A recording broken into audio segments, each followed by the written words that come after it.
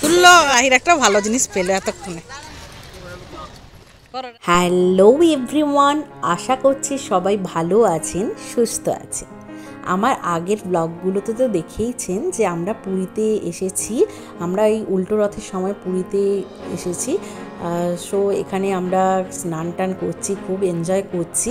আর রাহিও দেখেছি খুব স্নান করতে ভালোবাসে, মানে রাহির পুরী খুবই পছন্দ। ও বেশ কয়েকবার আসা হয়ে গেছে ওর ছোটো থেকে, মানে প্রতি বছরই আসা হয়ে গেছে বেশ কয়েকবার। তাই জন্যে দেখেছি রাহি সমুদ্রটাই খুব ভালোবাসে, খুব এনজয় করে। অ্যাকচুয়ালি ও স্নানটা করতে এত ভালোবাসে, এই জন্যেই ওর সমুদ্রটা ভালো লাগে, পুরীটা ও খুবই এনজয় করে। এই জন্যেই মানে যত যেই জায়গায় যাক, এই যে আগেরবারে দার্জিলিং যাওয়া হয়েছিল, পাহাড় যাই বা বৃন্দাবন যাওয়া হয়েছিল, ওসবের থেকেও দেখেছি ও পুরীটা শুধুমাত্র সমুদ্রের জন্যে ও খুব এনজয় করে।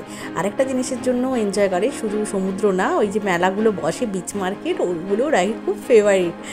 সাথে হাওয়াই মিঠাই খেতে পায় এই জন্যে। এই দেখুন, এটা হচ্ছে রাহির ওই বান্ধবী যার কথা বলেছিলাম, আর এটা বান্ধবীর ভাই। ওরাও সব স্নান করছে, তবে বান্ধবী একটু ভয় পায়, ভাইটা কিন্তু সাহসী, ভাই স্নান করতে ভালোবাসে, কিন্তু বান্ধবী অতটা ভালোবাসে না স্নান করতে, তার একটু ভয় পায়।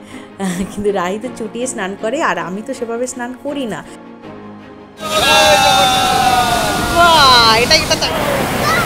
জয় জগন্নাথ।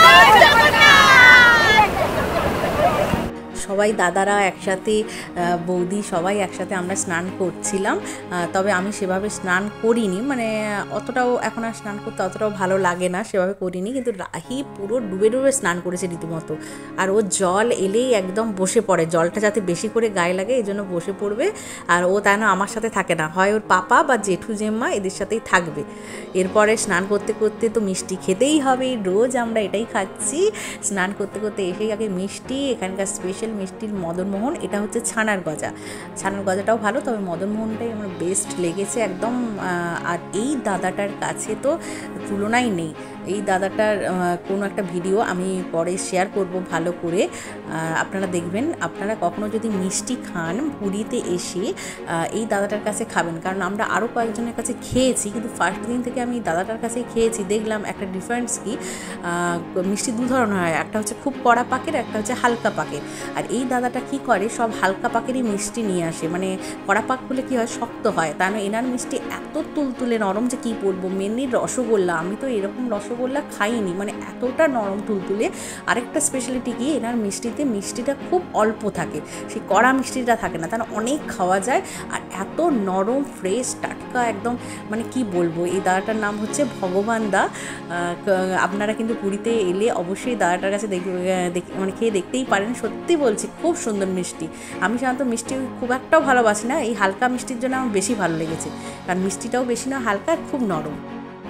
দুপুরে স্নান টান করে তারপর খেয়ে দিয়ে একটু রেস্ট নিয়ে আমরা বেরিয়ে পড়লাম বিকেলবেলা গান্ধী পার্কে ঘুরতে।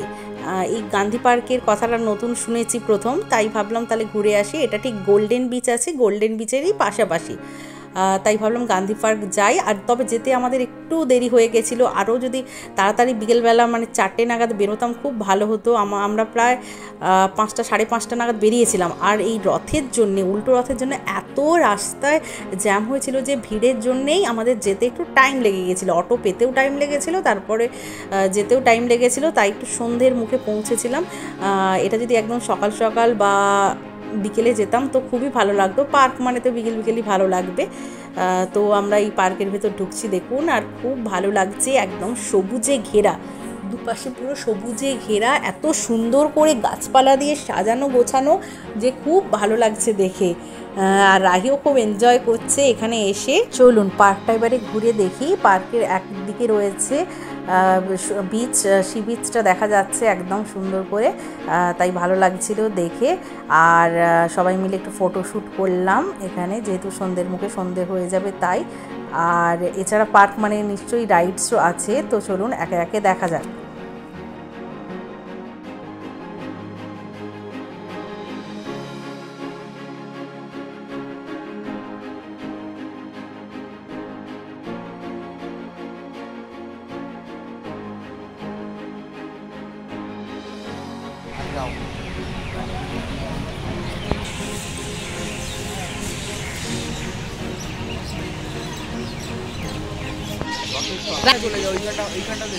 ওই ওদের তুলো বাচ্চাগুলো।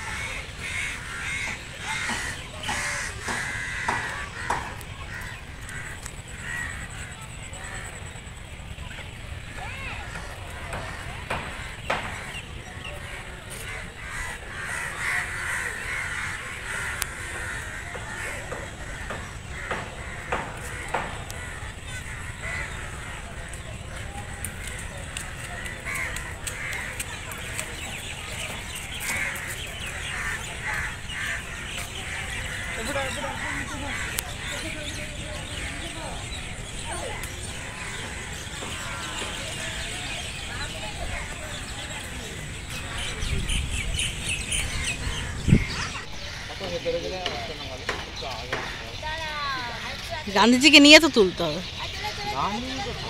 গান্ধীজি স্ট্যাচুর পাশে দাঁড়িয়ে রাহি তার পিসির সাথে ছবি তুলে নিল কয়েকটা।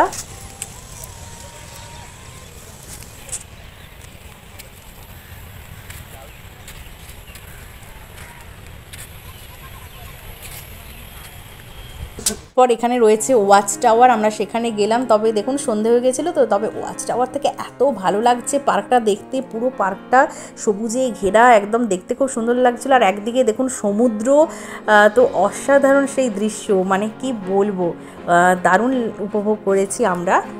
এরপরে আমরা যেখানে রাইডসগুলো আছে ওই দিকটায় যাচ্ছি, তো চলুন দেখতে থাকুন।